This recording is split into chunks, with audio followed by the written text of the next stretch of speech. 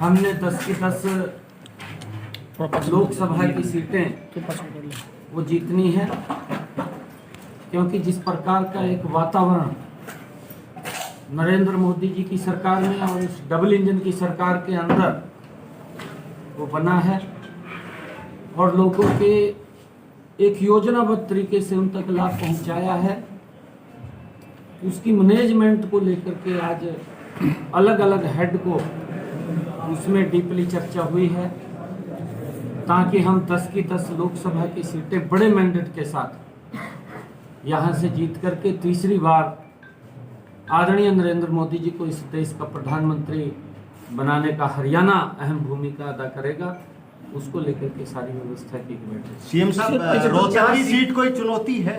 4 seat Rohtak की Lok Sabha seat कोई चुनौती है? देखिए, हमारे सामने क्योंकि ये चुनाव है, चुनौती कोई नहीं है।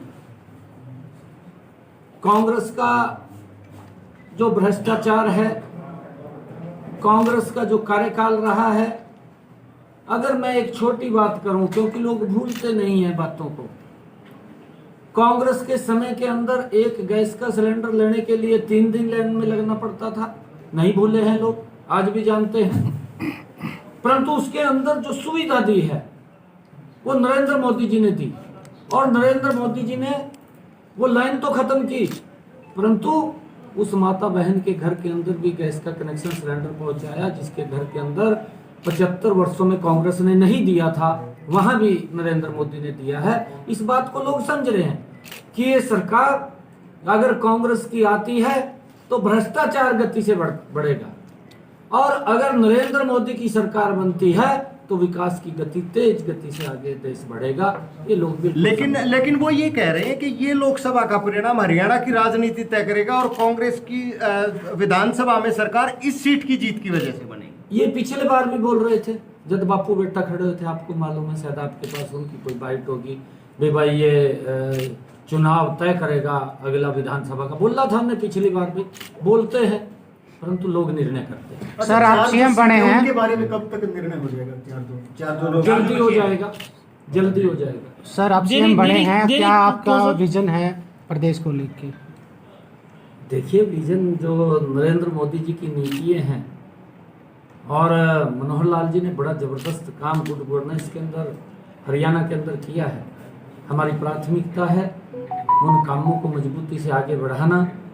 नरेंद्र मोदी जी की जो नीतियां हैं उनका अंतिम व्यक्ति तक लाभ पहुंचे, चाहे वो आयुष्मान कार्ड के रूप में है, चिरायु कार्ड के रूप में है, प्रधानमंत्री किसान सम्मान निधि है, चाहे किसानों को फसल बीमा योजना के माध्यम से सुरक्षित करने की बात है, चाहे प्रधानमंत्री आवास योजना के तहत मकान देने की बात है, चाहे हर घर के अंदर नल और स्वच्छ जल पहुंचाने की बात है। बहुत सारे ऐसे कार्य हैं जो नरेंद्र मोदी की सरकार ने, इस डबल इंजन की सरकार ने किए हैं। उन कामों को आगे बढ़ाना ये हमारी प्राथमिकता है, और लोगों को घर बैठे सुविधा मिले। आज मुझे इस बात की खुशी है कि अगर व्यक्ति की उम्र 60 वर्ष हो जाती है तो घर बैठे ही उसकी पेंशन लग करके घर में आ जाती है, नहीं तो वो 6-6 महीने तो कांग्रेस के समय में, ये कांग्रेस की सरकार थी, चक्कर काटता रहता था कि मेरी पेंशन बनेगी, और फिर सेवा करनी पड़ती थी। आज न सेवा की जरूरत है, न चक्कर काटने की जरूरत है, आज घर में उसके पेंशन बन करके आ जाती है। आज इस प्रकार का लोग चाहते हैं कि इस प्रकार का शासन। अनिल विज क्योंकि आपके पास जिम्मेदारी थी प्रदेशाध्यक्ष की, तो अब प्रदेशाध्यक्ष का पर कुछ फैसला? देखिए, ये भी हमारा केंद्रीय नेतृत्व है, वो तय करेगा, है सारा विषय। सर, एक सवाल, अनिल विज नाराज क्यों चल रहे हैं? कोई नाराज नहीं है। अनिल विज साहब हमारे नेता हैं, वरिष्ठ नेता हैं, उनका मार्गदर्शन मिलता है, आगे भी मार्गदर्शन मिलेगा। मैं स्वयं भी आदरणीय अनिल विज जी के पास जाऊंगा।